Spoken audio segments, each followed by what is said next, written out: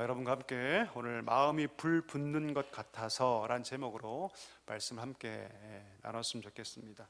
혹시 여러분 리원량이란 사람을 아십니까? 세계를 공포로 몰아넣었던 신종 코로나 바이러스가 처음으로 시작될 때 그 사실을 외부에 처음으로 알린 중국 의사입니다. 우한시에 있었던 중심병원에서 안과 의사로 근무했던 사람이었는데요, 그가 이 신종 코로나 바이러스가 발발한 것을 알고 개인 SNS에 그 글을 올리죠. 그런데 경찰로부터 그가 잡혀가서 허위 사실을 알렸다고 소환돼서 경고와 함께 징계를 받아야 했습니다. 그런데 그가 멈추지 않죠. 계속해서 알립니다. 그리고 그것뿐 아니라 그가 의사로서 코로나 감염 환자를 계속해 돌보다가 그 자신도 바이러스에 감염이 됩니다. 그리고 제대로 된 치료를 받지 못하다가 2월 7일 그의 나이 35세 젊은 나이로 그도 세상을 떠나고 맙니다. 나중에 알고 봤더니 이 사람이 우한 교회의 기독교 신자였어요. 그가 코로나 바이러스로 죽기 직전에 쓴 글이 나중에 이 SNS에 올라왔는데요, 아주 화제가 되었죠. 제가 한번 읽어보겠습니다. 우리 자막으로 띄워주시고요.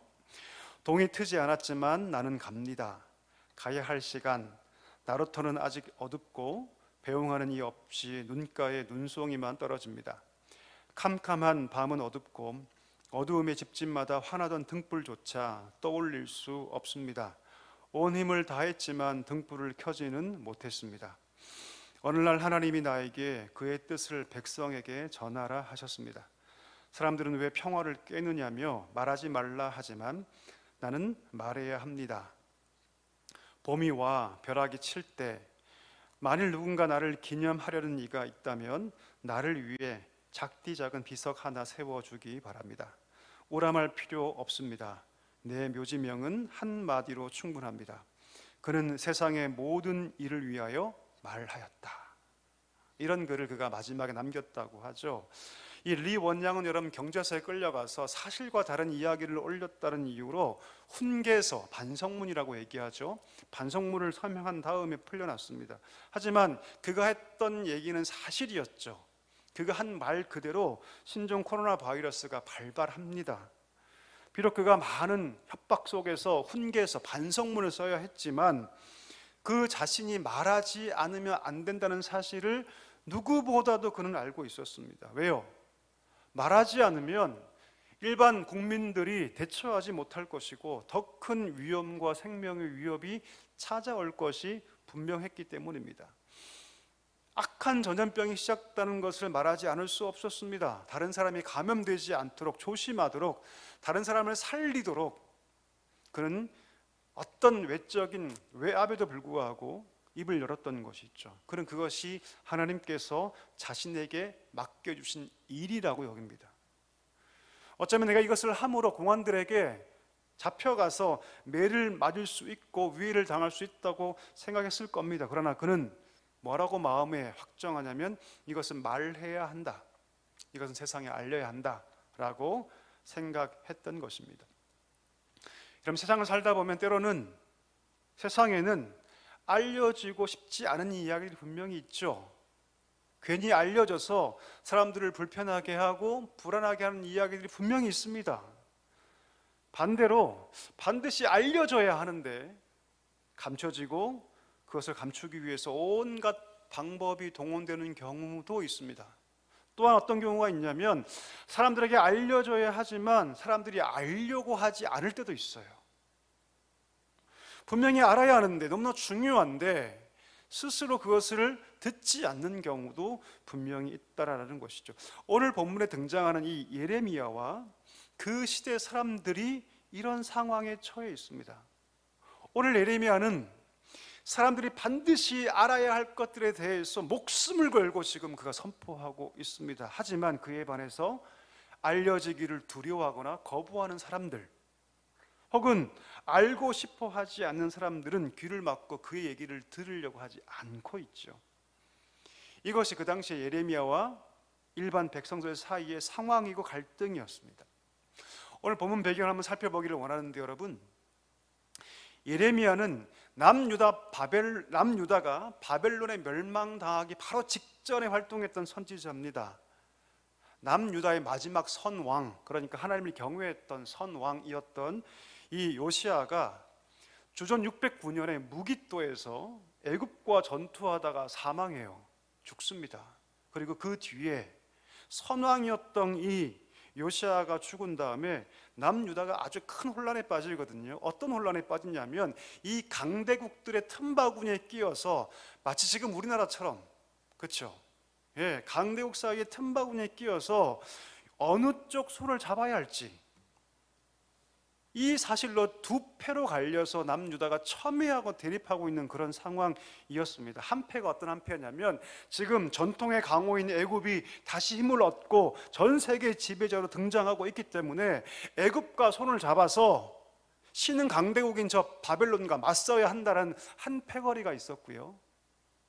또 한 패거리는 신흥 강대국인 그 바벨론 제국의 그 엄청난 기세를 모르느냐, 우리가 바벨론을 붙잡아야 한다, 바벨론을 붙잡아야지만 이 나라가 평안할 수 있다라고 주장하는 친바벨론파가 있었어요. 이 두 강대국 사이에서 이 남유다가 누구의 손을 잡을 것인가, 누구의 힘을 등에 업어야 할 것인가, 어느 경우에 우리가 생존할 수 있는가의 문제로 남유다가 아주 극심한 갈등을 벌이고 있는 그런 상황이었습니다. 그때 하나님의 선지자 예레미야가 뭘 얘기합니까? 애굽도 아니고 바벨론도 아니다. 우리가 누굴 의지해야 한다? 하나님을 의지해야 한다. 하나님을 의지해야 한다. 자, 그런데 만약 누군가와 손 잡아야 한다면 애굽 대신에 바벨론과 손 잡고 바벨론에 항복해야 한다, 이런 말을 해요. 그래야지만 우리가 당할 고통이 그나마 덜할 것이라고 얘기합니다. 왜냐하면 이미 하나님께서 바벨론을 통해서 이 남유다를 심판할 것을 작정하셨기 때문이죠. 그런 하나님의 계획을 다 알고 있었습니다. 그래서 바벨론에게 항복하는 것이 그나마 이 백성이 덜 고통스러운 방법이다라고 선포하는데, 문제는 무엇입니까? 그 당시 왕이었던 여호와김과 그와 함께했던 왕의 측근들이 어떤 파냐면 친애굽파예요. 더군다나 여러분, 왕이 친애굽파니까 대부분의 종교 지도자들도 예레미야 말을 듣지 않습니다. 신뢰하지 않아요. 오늘 본문 1절에 보니까 성전의 총감독이었던 바스훌이라는 사람이 등장하죠. 이 사람은 여러분 대제사장 바로 밑에 사람이에요. 그러니까 성전의 총감독자입니다. 성전의 총감독자, 성전을 맡아 관리하는 총책임자인데, 여러분 넘버 2죠. 서열. 그가 하나님 말씀을 외치고 있는 예레미야에 대해서 어떻게 여러분 행동합니까? 그를 붙잡아서 때리고, 그리고 그를 감옥에 가두어 버립니다. 아니 도대체 예레미야가 무엇이라고 외쳤길래 그 당시 최고의 종교 지도자가 그를 붙잡고 때리고 나무 고랑에 채워서 감옥에 가두어 버린 것입니까? 예레미야를 쭉 보면 여러분, 예레미야서 2장부터 25장까지 총 12편의 예언이 나와요. 12편의 예언, 2장부터 25장까지 총 12편의 예언이 등장하는데, 우리가 읽었던 본문 앞장인 18장 19절은 그 중에도 8편째 예언입니다. 이 8번째 예언의 핵심 내용이 무엇이냐면, 온 우주와 인류의 역사의 주권이 누구에 있다? 하나님께 있다. 그 얘기를 합니다. 온 우주, 단지 이 남유다 땅뿐 아니라 온 세계와 온 우주의 역사를 하나님 주관하시고 그의 모든 주권이 누구 손에 있다? 하나님 손에 있다. 너희가 토기장이를 알지 않느냐? 토기장이가 진흙까지 와서 자신이 원하는 그릇을 만들지 않느냐? 그리고 만약 그 그릇이 마음에 들지 않는다면 토기장이가 언제라도 그 마음에 들지 않을 때 그 그릇을 깨어 부수는 것처럼 나라와 주권의 모든 권력이 누구에게 있다? 하나님께 있다. 그래서 여러분, 그것을 보여주기 위해서 일부러 예레미야가 옹기를 가져와요. 그릇을 갖고 옵니다. 그리고 왕 앞에서 그 옹기를 어떻게 합니까? 깨트려 버려요. 일부러 그 옹기를 깨트립니다. 그럼 뭐라고 얘기합니까? 이 옹기가 깨진 것처럼, 이 옹기를 만드신 이가 하나님이시니 이 옹기가 깨진 것처럼 하나님께서 이 남유다를 그렇게 깨트리시고 심판하실 것이다. 왜요? 역사의 주관자가 애굽도 아니고 바빌론도 아니고 누굽니까? 하나님이시기 때문이죠. 너희가 하나님을 잃어버렸으니, 너희를 창조하시니, 너희를 만드신 하나님을 잊어버렸으니 하나님께서 너희를 멸망시킬 것이다. 심판하실 것이다. 누구를 통해서? 바벨론을 통해서. 그럼 이 말이 곱게 들릴까요? 우리 가정 불러놓고 어떤 사람이, 저 같은 목사가 너희 가정 망할 거야, 종이를 막 촥촥 찢으면서 너희 가정 다 찢어질 거야 라고 얘기한다면 여러분 곱게 들릴 수 있을까요? 불가능하죠. 어렵습니다. 이 말이 곱게 들릴 이유가 없고 곱게 들릴 수가 없었습니다. 아니야 다를까 여러분, 그들이 예레미야를 죽이려고 합니다. 그리고 그 말씀 전하지 말라고 그를 겁박하죠. 오늘 바수울이 여러분 예레미야를 때리고 목에 나무 고랑을 씌워서 성전 감옥에 가둔 이유도 바로 거기 있습니다. 입을 막기 위해서죠. 말하지 말라고, 더 이상 그 말씀 외치지 말라고 말합니다. 여러분 예나 지금이나 사람들은 여러분 자기에게 유리한 말을 잘 듣습니다. 혹은 자기에게 축복된다고 생각하는 말을 잘 듣죠. 반면 자신에게 비판하는 말이나 혹은 지적하는 말을 잘 듣습니까? 여러분 잘 들으세요 혹시? 절대 안 듣죠. 그렇죠? 비판하거나 지적하면 당장 저 말은 나를 미워해서 한다고 생각합니다. 극렬하게 저항하고 거부하죠. 심지어 그 말이 저 말이 맞지, 그래 정확하게 보고 있네라고 생각이 든다 할지라도 나를 비판하고 지적하는 말을 듣지 않습니다. 받아들이지 못하죠. 여러분 설교도 마찬가지예요. 하나님께서 복을 주십니다, 평안을 주십니다, 문제를 해결해 주십니다라고 얘기하면 성도들이 아멘 합니다. 그런데 회개를 얘기하고 죄를 얘기하고 하나님의 심판을 얘기하고 무엇인가 때리는 설교를 하면 아멘 소리가 들리지 않죠. 왜요? 그 이유가 뭘까요? 듣고 싶지 않기 때문입니다. 내 마음에서 거부하기 때문이죠. 어떤 분이 그러시더라고요. 목사님, 일주일 내내 우리가 고생하고 왔습니다. 세상살이 고되게 살아왔는데 내가 설교에서도 그런 말 들어야 합니까? 라고 하는 분들이 계셔요. 여러분 실제로 계십니다. 한번 생각해 볼까요 여러분? 그런 말이 있죠. 입에 쓴 약이 몸에 좋다. 여러분 동의하십니까?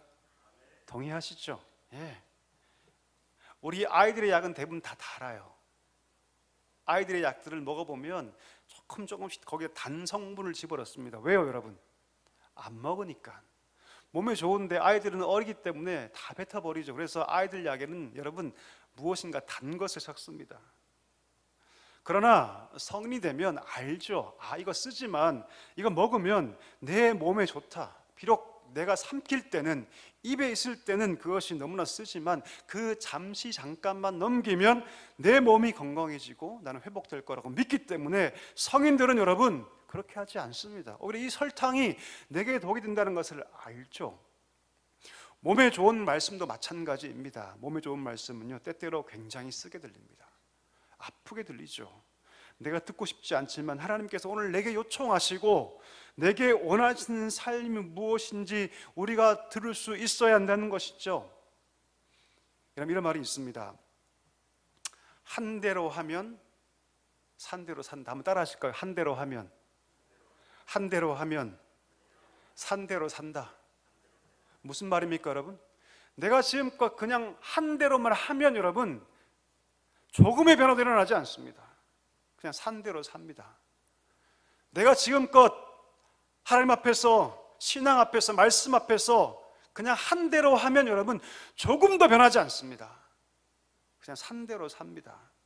아무런 변화의 시도와 도전이 없으면 내가 지금껏 살아온 대로 그냥 살아가는 것이죠. 그러나 나를 바꾸고 생각을 바꾸고 내 삶을 바꾸고자 한다면 하나님의 쓴 말씀을 들어야 합니다.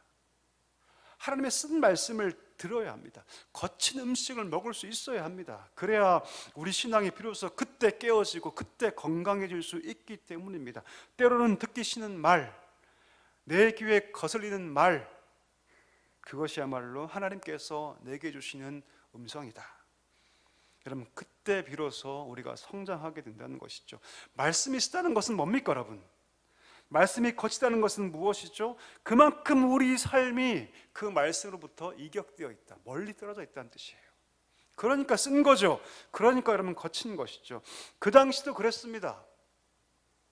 최고의 권력자인 왕도, 최고의 종교 지도자인 제사장들도 예레미야가 외치고 있는 말씀을 들으려고 하지 않았습니다. 오히려 그를 죽이려고 했죠. 백성의 눈치가 있으니까 감히 함부로 죽이지 못하고 하나님 말씀을 외치지 못하도록 위해를 가하고 협박합니다. 왜요? 이유는 단 한 가지, 듣고 싶어 하지 않았기 때문입니다. 하나님께서 분명히 그를 통해서 말씀하고 계신데 그 귀에 거슬린다는 이유로 그를 협박하고 죽이려고 합니다. 여러분, 이 상황 가운데 여러분이라면 어떻게 하시겠어요? 예레미야 놀랍게도 그들의 그 협박에 전혀 아랑곳하지 않습니다. 잠잠해지지 않아요. 그의 입을 막으려면 할수록 더 그는 높여서 하나님의 말씀을 외칩니다. 오늘 말씀은 왜 그가 여러분 외치는지 그 이유를 잘 설명해 주고 있습니다. 여러분 생각해 볼까요? 예레미야가 이렇게 외치면 자신이 어떤 상황에 처할지 몰랐을까요? 아니요, 다 알고 있었습니다. 다 알고 있었어요. 내가 지금 외치고 있는 이 말씀이 백성들이 싫어하는 말씀인 것을 그거 다 알고 있었어요. 여러분, 목사가 설교할 때 이 말씀 전하면 이거 다 싫어할까요? 알까요, 모를까요? 알까요, 모를까요? 압니다. 여러분, 저도 여러분 1년 360을 52주를 다 좋은 말만 할 수 있어요. 여러분, 이 말하면 성도가 싫어하고, 이 말하면 심지어 날 미워하겠지, 다 압니다. 예레미야도 알고 있었어요. 그 말씀을 외치면 내가 어떤 상황이 되고, 내가 이 말씀을 외치면 사람들에게 조롱거리가 된다는 것을 그가 다 알고 있었습니다. 자기가 지금 외치고 있는 이 말씀이 조국 유다의 파멸과 멸망을 말하고 있는 말씀이기 때문에 이 말씀을 전하면 내가 종일토록 치욕을 당하고 모욕을 당할 것을 너무도 잘 알고 있었다는 것이죠. 하지만 그는 외치지 않을 수 없었습니다. 그 이유가 9절에 등장하는데요, 우리 한번 읽어볼까요? 9절, 앞에 자막 보시고 같이 한번 읽어보겠습니다. 내가 다시는 여호와를 선포하지 아니하며 그의 이름으로 말하지 아니하리라 하면 나의 마음이 불 붙는 것 같아서 골수에 사무치니 답답하여 견딜 수. 뭐라고 얘기합니까? 내가 외치지 않겠다라고 결심하면, 내가 여호와의 이름으로 말하지 않겠다라고 마음에 확정하면 내 마음이 마치 뭐가 된다? 불붙는 것 같이 된다. 내 마음이 불붙는 것 같아서 골수에 사무쳐 답답하여 견딜 수가 없다라고 얘기합니다. 왜요? 왜요, 여러분? 이 백성이 하나님의 심판으로 멸망당할 것을 알기 때문입니다. 사실 여러분, 예레미야가 선포한 말씀은 멸망의 메시지가 아니죠. 돌아와야 한다고, 돌아와야 한다고. 하나님께 돌아오는 길만이 애굽이 아니라, 바벨론이 아니라 하나님께 돌아오는 길만이 살 길이라고 그가 외쳤는데, 이스라엘 백성들은요 아랑곳하지 않습니다. 여호와 하나님 바라보지 않고 세상을 바라보고 강대국들의 눈치만 보고 있죠. 하나님을 신뢰하지 않고 돌아오지 않는 그 백성들, 결국 하나님께서 심판할 수밖에 없었던 것이죠. 그래서 그는 이 말씀을 할 수밖에 없었던 것이죠. 왜요? 그 앞에 지금 멸망이 기다리고 있었기 때문입니다. 그럼에도 불구하고 유다 백성들은요 하나님께 돌아오는 그 말씀들은 듣지 못하고 뭐만 듣냐면 예레미야가 우리 조국의 멸망을 외치고 있다, 예레미야가 우리 조국의 멸망만을 외치고 있다라고 오해합니다. 그러니 여러분, 답답하여 견딜 수가 없었던 것이죠. 내 말을 오해하는 것도 답답하지만 더욱 그의 마음을 불붙는 것 같이 만드는 것은 무엇입니까? 지금 멸망이 눈앞에 있는데 그것을 깨닫지 못하고 그 멸망을 향하여 걸어가고 있었기 때문입니다. 지금 파멸이 가까이 오고 있는데 그것을 보지 못하고 뭐라고 얘기합니까?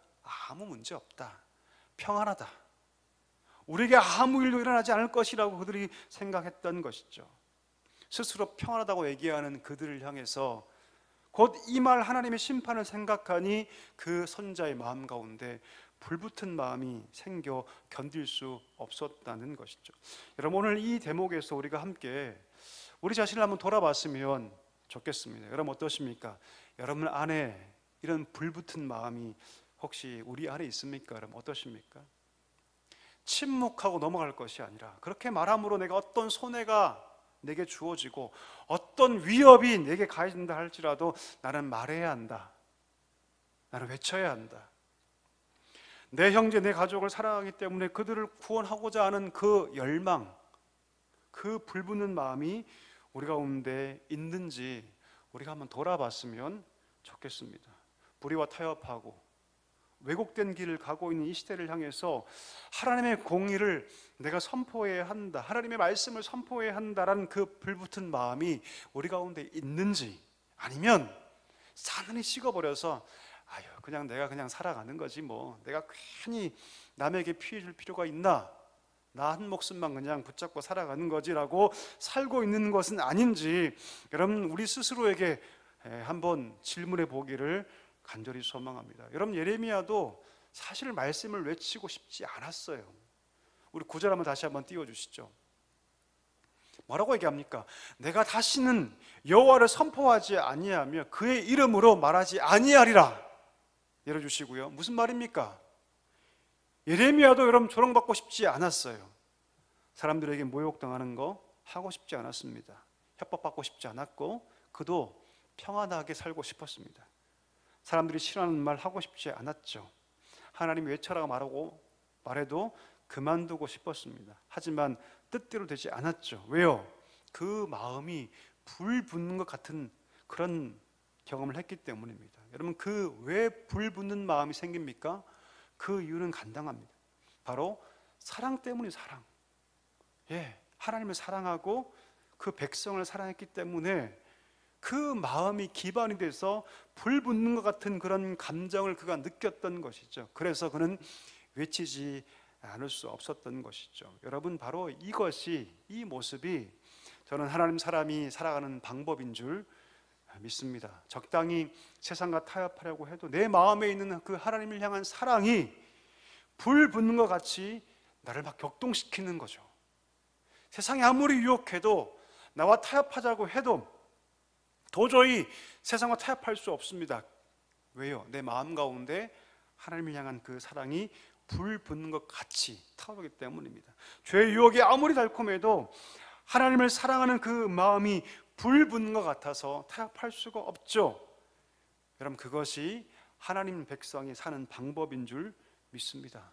우리 가정이, 우리의 이웃이, 우리의 자녀가 죽어가고 있는데 그것을 두고 볼 수 없어서 내 마음이 불타는 것 같아요.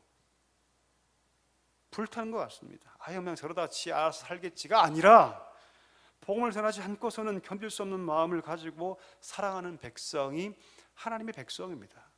그럼 양화진 한 번쯤 가보셨습니까? 가보십시오. 한번 꼭 가보십시오. 1대, 2대, 3대까지 할아버지의 그 뜻을 받들어, 아버지의 뜻을 받들어 3대가 이 조선을 위해서 목숨 바친 가족도 거기에 잠들어 있습니다. 불붙은 마음이 아니고는 불가능하죠. 여러분 그건 불가능합니다. 우리 아버지가, 할아버지가, 우리 아버지가 불붙은 마음으로 이 조선을 위해서 목숨 바친 것을 보았기 때문에 그 자녀가 평생을 이 땅에서 이 조선에서 복음 전하기 위해서 생명 바쳤던 것이죠. 불붙은 마음이 없으면 그것은 불가능하지 않을까요? 아버지의 강요에 못 이겨서 여러분 그것은 불가능합니다. 할아버지의 강요에 못 이겨서 우리가 원래 그런 집안이니까 아니요 그건 불가능합니다.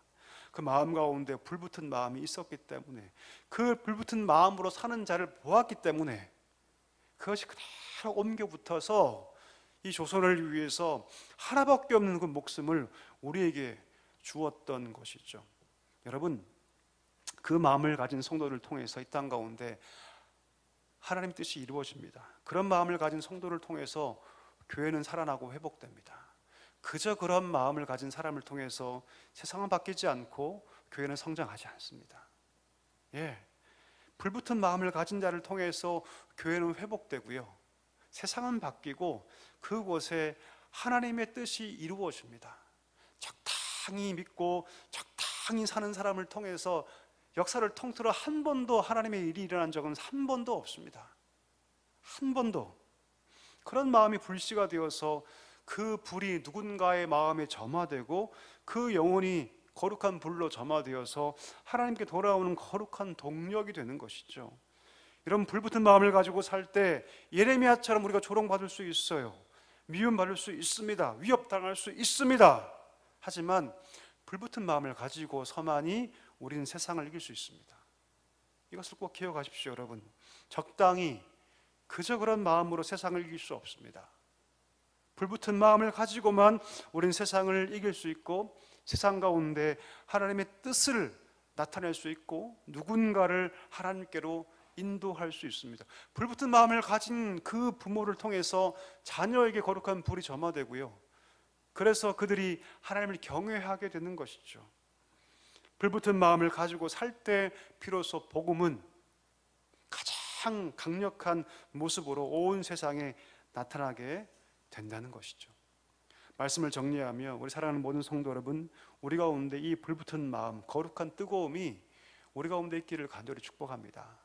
그저 그런 마음으로 신앙생활 하지 말고, 그저 그런 마음으로 세상과 타협하며 살지 말고, 하나님께서 말씀하신 말을 말하고 잃어버린 영혼들에게 그 복음을 전하고 담대히 살아갈 수 있는 우리 모두가 될 수 있기를 주의 이름으로 간절히 소망합니다.